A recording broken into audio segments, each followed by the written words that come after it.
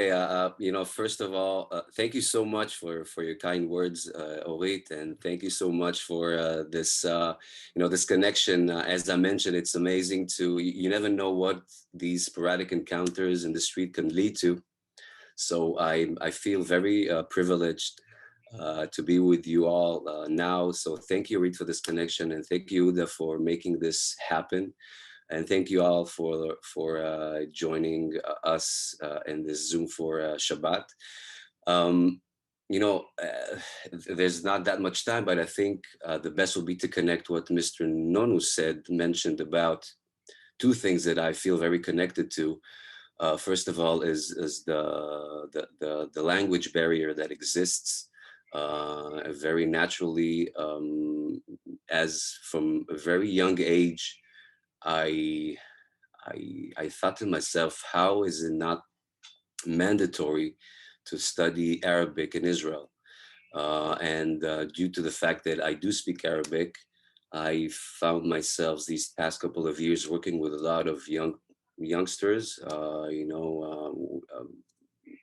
I'm part of different organizations that we work with the youth to empower them, and as part of the work with them, I teach them a bit of Arabic.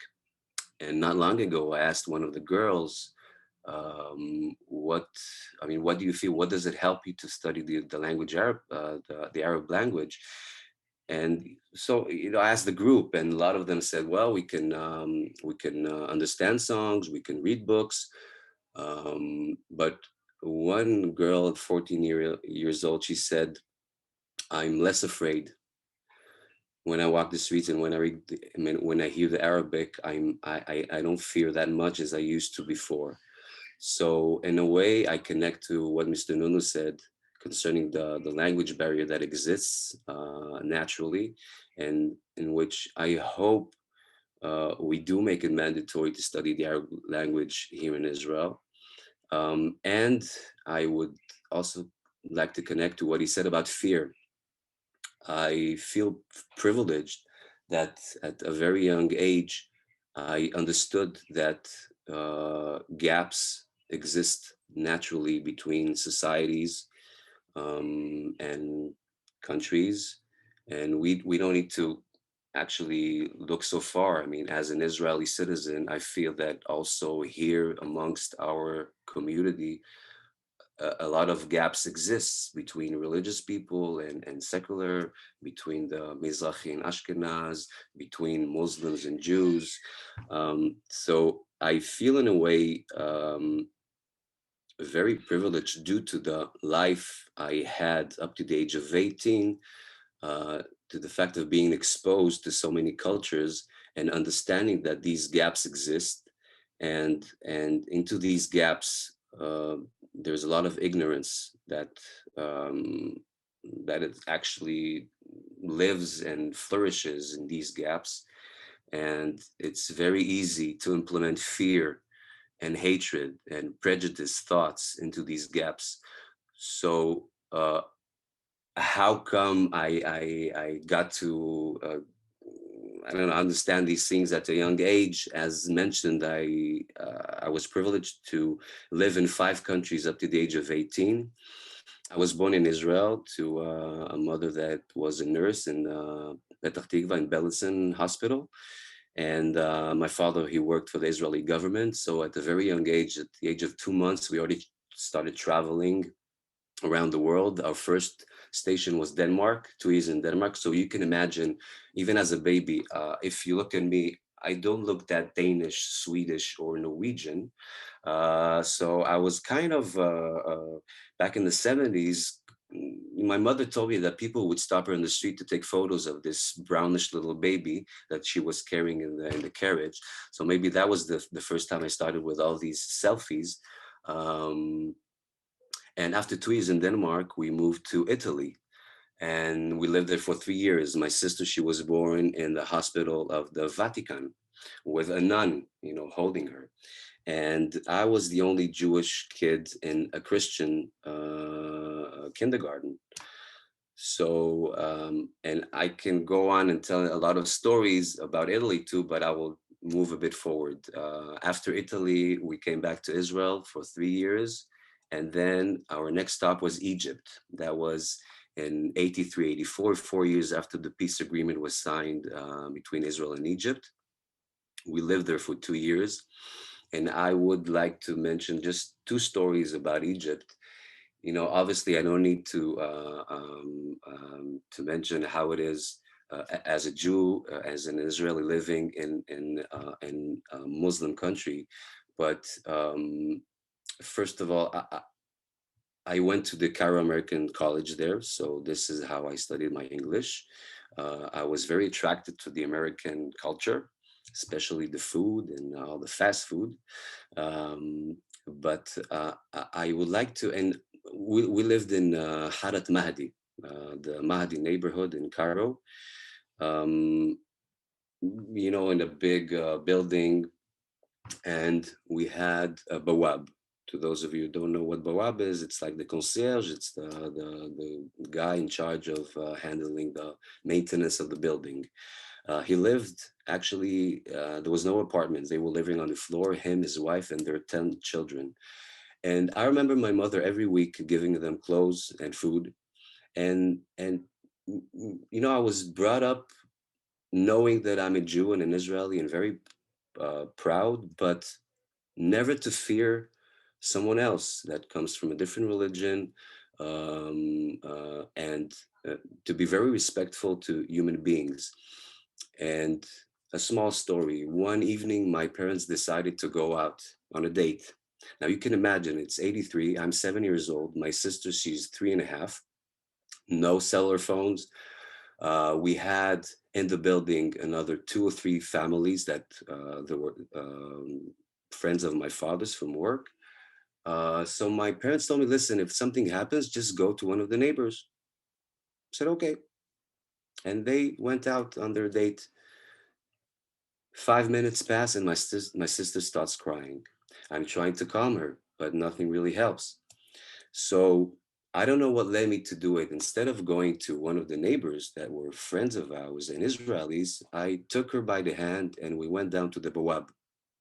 They were sitting on the floor around a fire that they lit every evening with a couple of their older children.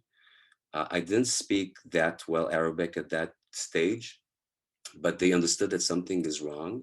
So his wife, she like made these gestures of come over and sit with us. She took my sister by the hand and calmed her. And the wab told me, okay, you sit beside me. And this is how we sat for 2 hours until my parents came back from their date. And they were very surprised to find both of us sitting with the bawab downstairs. This in for me, it's this example of how at the very young age I never felt any fear or from the unknown, from people that come from different cultures. uh, During our 2 years in Egypt, we also experienced two terror attacks, one of them that really happened downstairs, I mean around our building. But again, we knew that we need to be in a way careful because of, I guess, my father's work as a diplomat.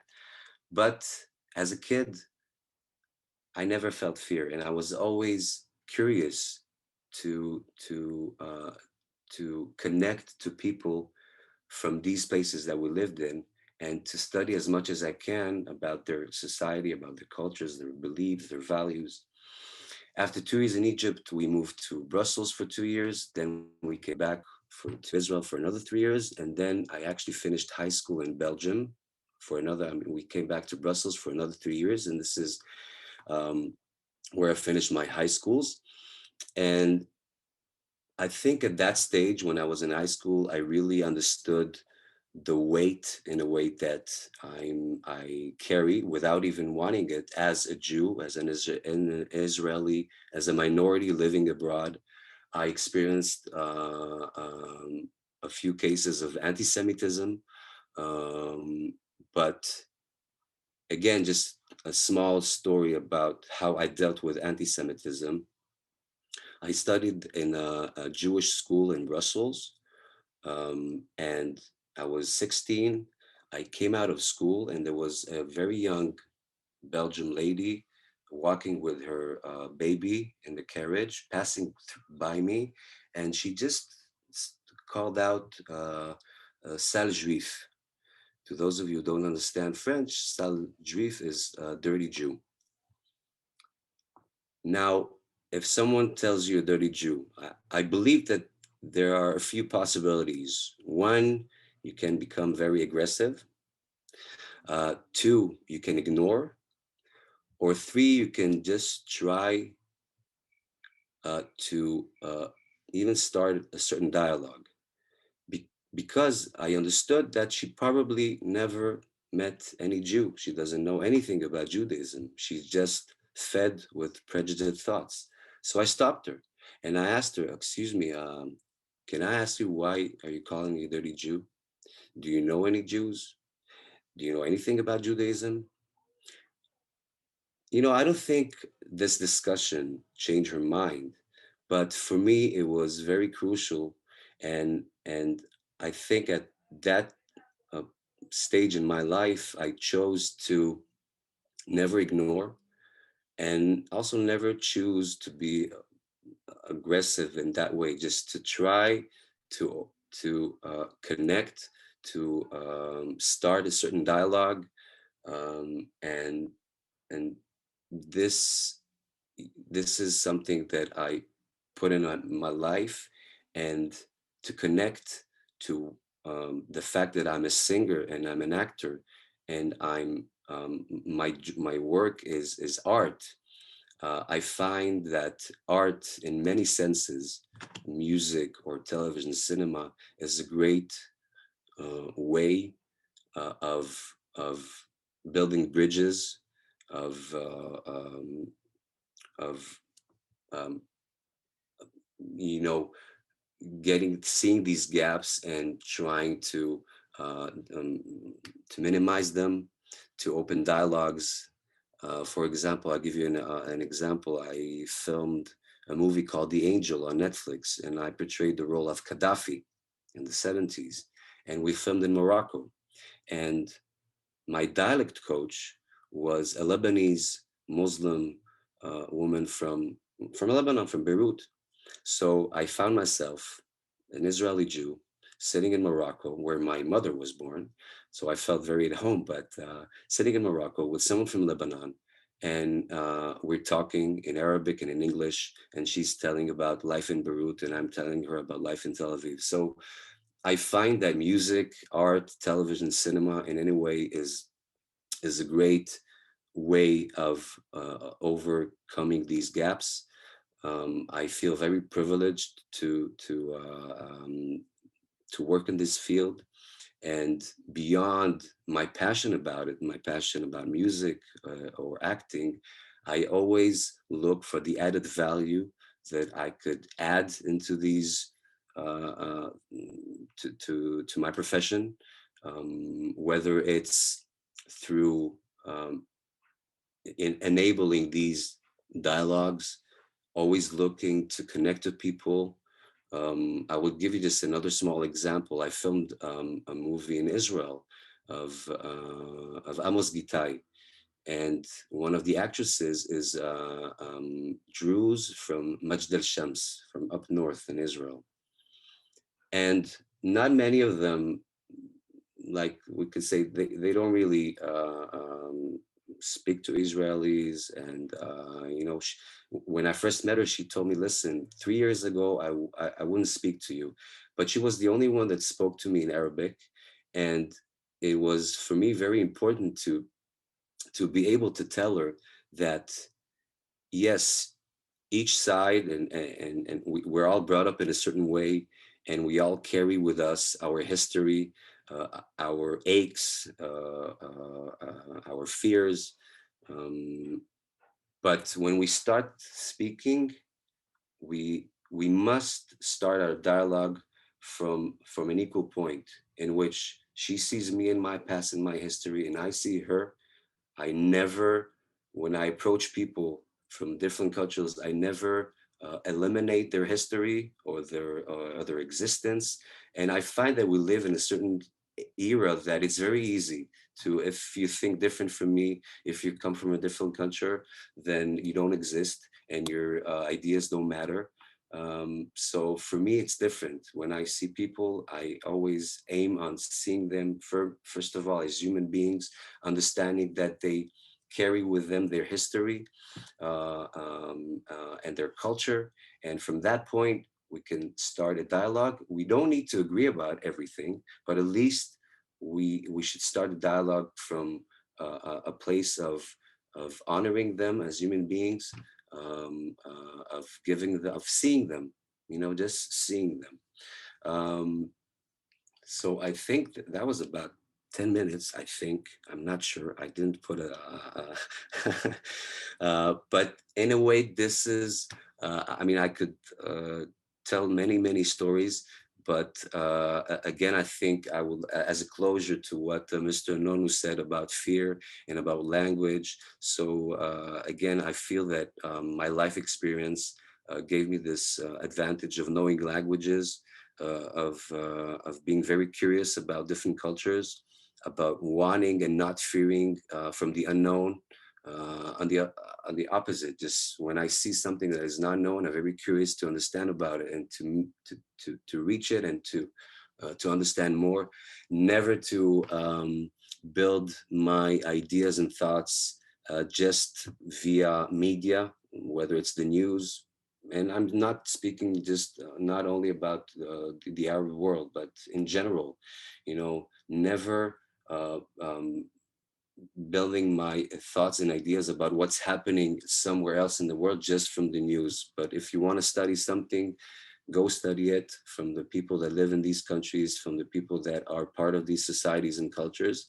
Um, and that's it. And I'm very, very happy that we finally have a positive change in this area due to these accords that have been signed. And I do hope that these many more collaborations will be built from these connections. Since I come from the world of culture, as I mentioned, I hope that we could collaborate in that field of art, whether it's music, television, cinema. And I'm really looking forward, Huda, to coming visit you in Bahrain or in Dubai or wherever. And thank you very much, because again, this is my first encounter with anyone from the Gulf. I'm not part of all the Israelis that, already went and visited Dubai and Abu Dhabi and Bahrain. So thank you again for inviting me, and for your kind words. And I hope that we'll get the chance to meet each other face to face soon.